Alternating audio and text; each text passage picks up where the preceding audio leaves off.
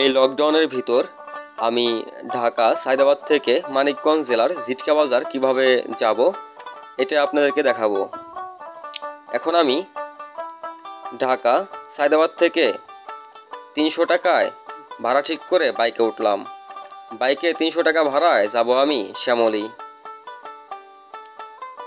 শ্যামলী থেকে গাবতলী কিভাবে যাব এটা আমি জানি না, তবে রাস্তায় কোনো গাড়ি নেই, মাঝে মাঝে দু একটা বাইক এবং সিএনজি চলছে এবং রিক্সা চলছে, তাছাড়া কোনো গাড়ি নেই।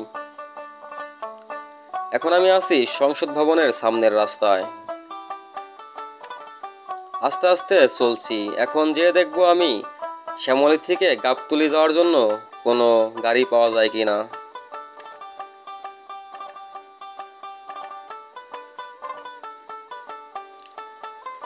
এখন দুপুর 3টা বাজে।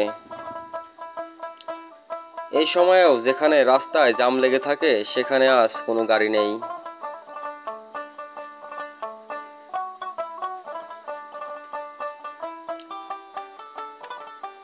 সময়টা কিভাবে যেন খুব খারাপ লাগতেছে যে সব সময় গাড়িতে চলাচল করি, রাস্তায় কত মানুষ গাড়ি, কিন্তু আজ লকডাউনের কারণে এই সময়ের কারণে কোনো রাস্তায় গাড়ি নেই। মাঝে মাঝে দু একটা রিক্সা এবং সিএনজি চলছে।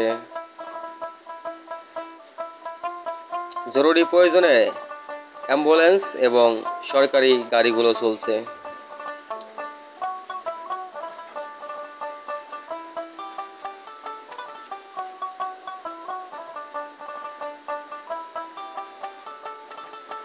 সময়টা কেমন যেন অস্থিরতা বিরাজ করছে।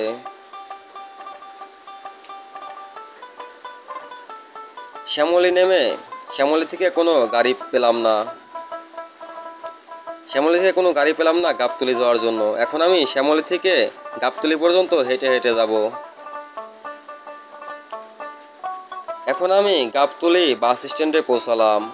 দু একটা বাস এখান থেকে মানিকগঞ্জের দিকে যাচ্ছে, তবে আমি এখান থেকে হেমায়েতপুর যাব হয়তো বাসে বা রিক্সায়। বাসে করে হেমায়েতপুর আসবো এবং হেমায়েতপুর থেকে যাব। গাবতলী থেকে আমি বাসে করে হেমায়েতপুর আসলাম এবং হেমায়েতপুর থেকে সিএনজি করে আসলাম মানিকগঞ্জ।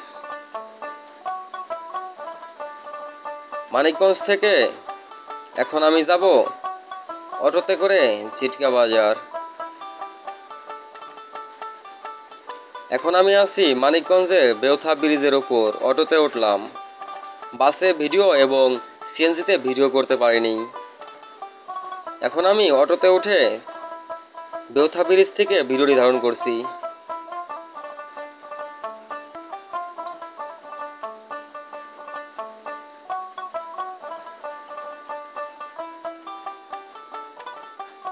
গ্রামের পরিবেশ অনেক সুন্দর।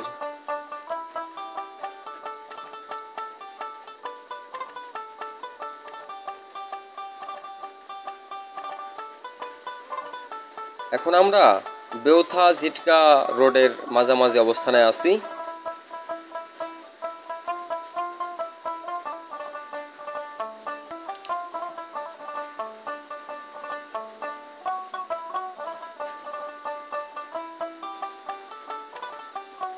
এই ভিডিওটুকু হয়তো ঢাকা থেকে করা, তো এটা আমি বাসের ভিতর থেকে ভিডিও করেছিলাম, হয়তো এডিটের কারণে প্রথমে ভুলে গিয়েছিলাম।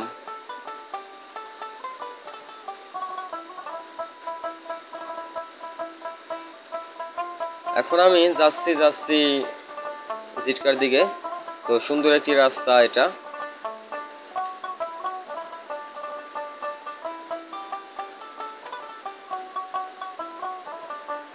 অটোর ভিতর বসে থাকার মজা আলাদা।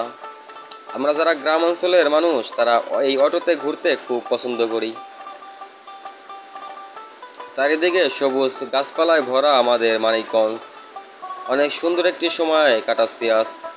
তবে ঢাকায় যতক্ষণ ছিলাম ততক্ষণ হতাশায় ছিলাম, তবে মানিকগঞ্জে এসে এই অটোতে ওঠার পর নিজেকে একটু স্বস্তি বোধ করছি।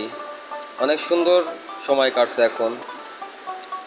এখন আমি জিটকা এসে যাব। সকলে ভালো থাকবেন। আসসালামু আলাইকুম। সাথে ছিলাম আমি হৃদয় চৌধুরী। আমার পেজটি ফলো করবে সকলে।